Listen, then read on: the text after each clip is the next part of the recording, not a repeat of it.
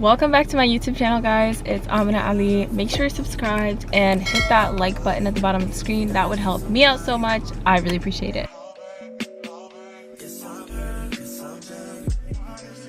So in today's video, I, to be honest, don't really have like a laid out plan. I'm just kind of going off of vibes, but I did want to touch on sort of like my experience on how I was successfully able to transition careers. If you've been following this page and if you follow my other socials, you'd know that I formerly was a teacher. I did teach for America in Baltimore, Maryland, and that was about 2 years right after I graduated undergrad. And then I want to say 2.5 years after that, I was able to pivot into the tech space fully, and that's where I'm still at. So it was not an easy transition, and my DMs when I started posting about this were flooded with like, how did you do it?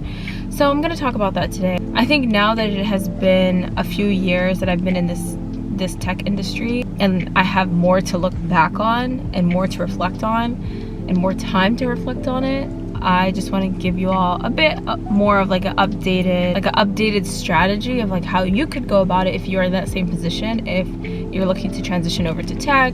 Maybe you were a teacher, maybe you were something else, I don't know. But coming from a non-traditional background is really hard when you're, you know, that's who your network is. Like when I was teaching, everybody I knew in my network was in education. So I was like, hey, you know, how can I pivot over to this Big Four company? Everyone's like I don't know, but I was able to figure it out. So yeah, that's a pretty long intro, sorry about that. Side note, today is inauguration day, and I will surely be staying my behind in Fairfax County, Virginia. The sun is doing a lot. What if I close this? I just talked for 6 minutes and I don't want to keep any of it in, so I think the first most important thing you can do, that anyone can do, is building their network, okay? My network, meeting people, aside from Allah subhanahu wa ta'ala, is the only reason that I was able to get a job outside of teaching. I met someone and they were able to refer me to a job that they used to work at. And that pushed my resume to the front. The recruiter got in touch with me right away.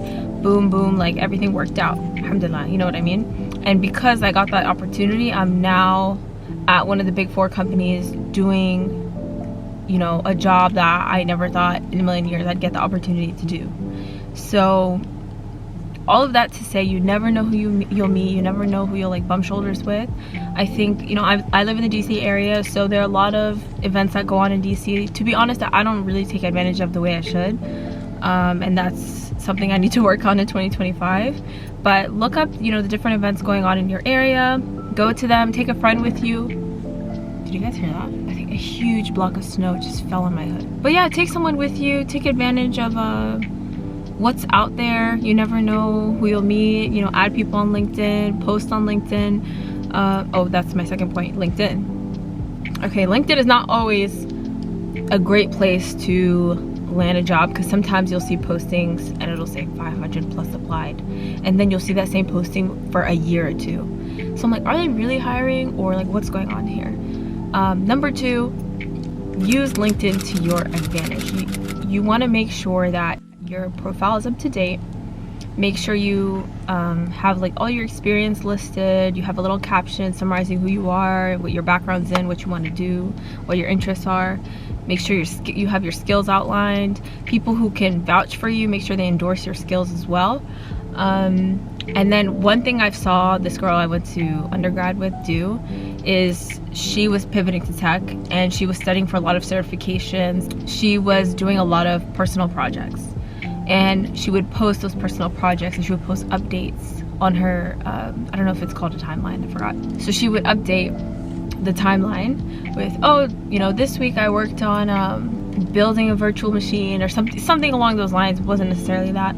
And a lot of people were like engaging with her, responding to her, like, keep up the good work. And you know what I mean? People see you're working towards this goal of maybe being in tech, and they see you're putting in the work.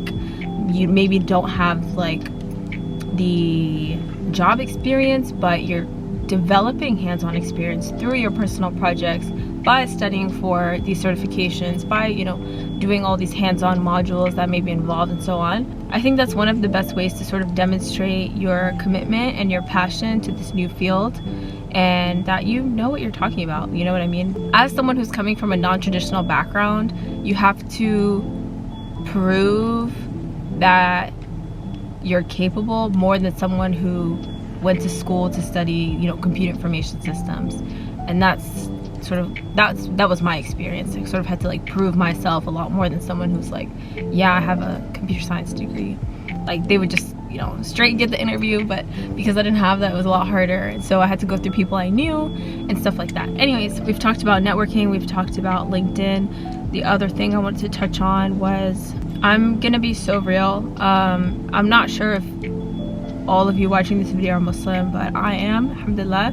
And I wanna say my iman, my faith, my trust in Allah, like really played the biggest role in this whole transition. It's something that I deeply wanted. No matter what your religion is, your faith, your background, whatever you practice, I think genuinely you need to pray on it and you need to put it in God's hands.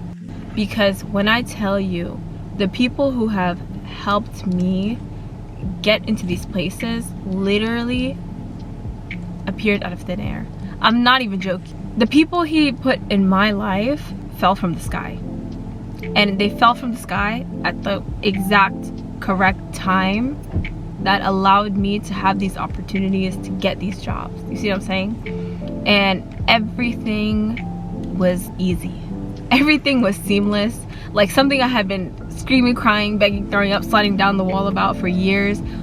Overnight, not overnight, but you know, when the time was right for me, it seemed like it happened overnight. It felt like it happened overnight, even though I had been putting in the work for years. I've applied to Deloitte for years, guys. Years and years. Since I was an undergrad, constant rejections. I got the opportunity to actually be interviewed through someone I went to high school with and hadn't spoken to for years. We reconnected through my mom. Isn't that crazy? Like, and my mom doesn't even live in the United States, guys. Like, me and this other person, we live in the United States. That is so crazy. Trust in Allah, put everything in His hands. Inshallah, you know, you'll be able to get the career that you've wanted, be able to break into this field.